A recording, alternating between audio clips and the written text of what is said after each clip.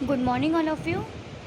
आज हम चैप्टर 5 मिठाई वाला स्टार्ट करेंगे। इस कहानी के लेखक भगवती प्रसाद वाजपेयी जी हैं। जैसा कि आप लोग देख रहे हैं, चैप्टर का नाम मिठाई वाला, माने कि एक फेरी वाला है जो कि गलियों में जा जाकर अपना सामान बेचता है। यह कभी मिठाई बेचता है, कभी खिलौने बेचता है और कभी मुरली बेचता है। तो चलिए चैप्टर स्टार्ट करते हैं। बहुत ही मीठे स्वरों के साथ वह गलियों में घूमता हुआ कहता, बच्चों को बहलाने वाला, खिलौने वाला। इस अधूरे वाक्य को वह ऐसे विचित्र किंतु मादक मधुर ढंग से गाकर कहता कि सुनने वाले एक बार अस्थिर हो उठते। मतलब एक मीठे स्वरों में, जो मीठी आवाज़ में गलियों में घूमता हुआ कहता है कि बच्चों को बहलाने वाला, खिलौने वाला। मतलब इस अधूरे वाक्य को ऐसे विचित्र, ऐसे अनोखे स्वाद से कहता है कि, और इतने मीठे ढंग से कहता है कि सुनने वाले अस्थिर होते थे।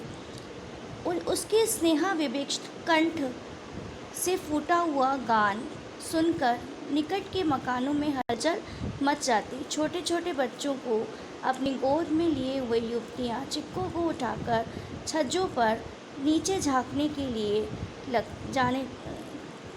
लगती और गलियों के और उनके अंतर्व्यापी छोटे छोटे उद्यानों में खेलते। मतलब छोटे छोटे उद्यानों, मतलब छोटे छोटे बगीचों में खेलते हुए और इटलाते हुए बच्चों का झुंड से उन्हें घेर लेता था। वहाँ पे छोटे छोटे उद्यान थे, छोटे छोटे बगीचे, तो वहाँ पे बच्चे वहाँ पे खेलते हैं और जब उसको देखते हैं वो खिलौने वाला आया तो उसको बिल्कुल घेर लेते थे झुंड बना के। तब वह खिलौने वाला वहीं बैठकर खिलौनों की पेटी खोल देता। तो वहीं पे बच्चों के झुंड के पास ही अपनी खिलौने की पेटी खोल देता था। बच्चे खिलौने देखकर पुलकित उठते, मतलब बहुत ही ज़्यादा खुश होते। वे पैसे लाकर खिलौने का मोल भाव करने लगते, पूछते इसका दाम क्या है।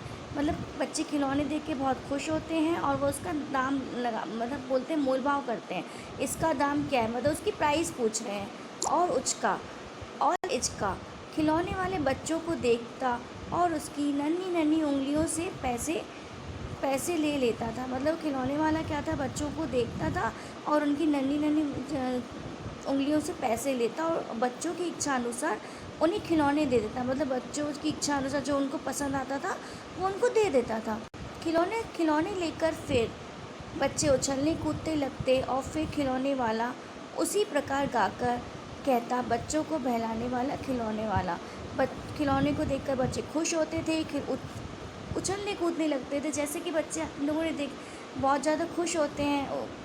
और खिलौने वाला उसी प्रकार फिर बच्चों को बहलाने वाला, खिलौने वाला। सागर की हिलोर की बातें, सागर की हिलोर मतलब जैसे लहरें, उसका यह मादक गान गली भर के मकानों में इस ओर से उस ओर तक लहराता हुआ पहुंचता। खिलौने वाला आगे बढ़ जाता, मतलब कि उनको खिलौने देख के वह आगे बढ़ जाता था। विजय बहादुर के बच्चे भी एक दिन खिलौने लेकर घर आए। वे दोनों बच्चे थे चुन्नू और मुन्नू। मतलब राय बहादुर जी थे, उनके दो बच्चे थे, उनका नाम क्या था, चुन्नू और मुन्नू। जब खिलौने ले आया तो बोला, मेला कैसा सुंदर है। मुन्नू बोला, और मेला कैसा सुंदर है। मतलब दोनों बच्चे एक दूसरे को बोल रहे थे कि मेरा खिलौना सुंदर है और ये मेरा खिलौना सुंदर है। दोनों अपने हाथी घोड़े लेकर घर भर में उछलने लगे। मतलब दोनों बच्चे अपने हाथों में अपने खिलौने लेकर घर भर में उछलने लगे। इन बच्चों की माँ रोहिणी कुछ देर तक खड़े खड़े उनका खेल निखरती रही। मतलब कुछ देर तक उनकी माँ उनके खेल को देखती रही। अंत में दोनों बच्चों को बुलाकर उनसे पूछा, अरे ओ चुन्नू और मुन्नू, ये खिलौने तुमने कितने में लिए हैं। मतलब उनकी माताजी ने उनसे पूछा कि ये तुमने खिलौने कितने रुपए में लिए हैं। मुन्नू बोला, 2 पैसे में खिलौने वाला दे गया है। तो मुन्नू ने जवाब दिया कि 2 पैसे में खिलौने वाला हमको दे के गया है। रोहिणी सोचने लगी, इतने सस्ते कैसे दे गया है। रोहिणी ये सोचने लगी कि इतने सस्ते में कैसे दे गया है। यह तो वही जाने, लेकिन दे गया है इतना तो निश्चय है। मतलब उसको ये पता था कि निश्चय ये तो तय है कि दे के ही गया है।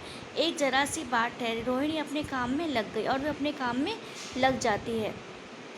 फिर कभी इस पर विचार करने की कोई आवश्यकता भला क्यों पड़ती, मतलब उसको कोई सोचने की आवश्यकता नहीं पड़ी। 6 महीने के बाद लगभग नगर भर में 2-4 दिनों में एक मुरली वाले के आने का समाचार फैल गया। मतलब 6 महीनों के बाद क्या हुआ, नगर भर में, मतलब नगर में क्या हुआ, एक मुरली वाले के आने का समाचार फैल गया। लोग कहने लगे, भाई वाह, मुरली बजाने में तो वह उस्ताद है। मतलब लोग उसकी मुरली बजाने की तारीफ़ करने लगे। मुरली बजाकर गाना सुनाकर वह मुरली भी बेचता है। मतलब वह मुरली बजाकर गाना भी सुनाता है और मुरली भी बेचता है, सो भी 2-2 पैसे में। भला इसमें क्या उसे मिलता होगा। मतलब वो मुरली गाना तो सुनाता ही है और मुरली भी बेचता है, वो भी 2-2 पैसे में, तो इसमें उसको मिलता ही क्या होगा। मेहनत भी तो ना आती होगी। एक व्यक्ति ने पूछ लिया, कैसा है वह मुरली वाला, मैंने तो उसे देखा ही नहीं। एक व्यक्ति ने उनसे क्या पूछा, कैसा है मुरली वाला, मैंने तो उसे नहीं देखा।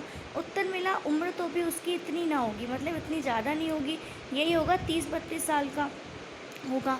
दुबला पतला गोरा युवक है, बीकानेरी रंगीन साफ़ा पहनता है। साफ़ा मतलब ऊपर से पगड़ी पहनता है। वो वहीं तो नहीं, ये वहीं तो नहीं जो पहले खिलौने बेचा करता था। मतलब पहले सोचने लगते हैं कि वही तो नहीं है जो खिलौने बेचना करता था। क्या वह पहले खिलौने बेचा करता था। मतलब वो आपस में क्वेश्चन कर रहे हैं कि वह पहले के खिलौने बेचा करता था। इसके बाद चैप्टर 5 कल कंटिन्यू करेंगे।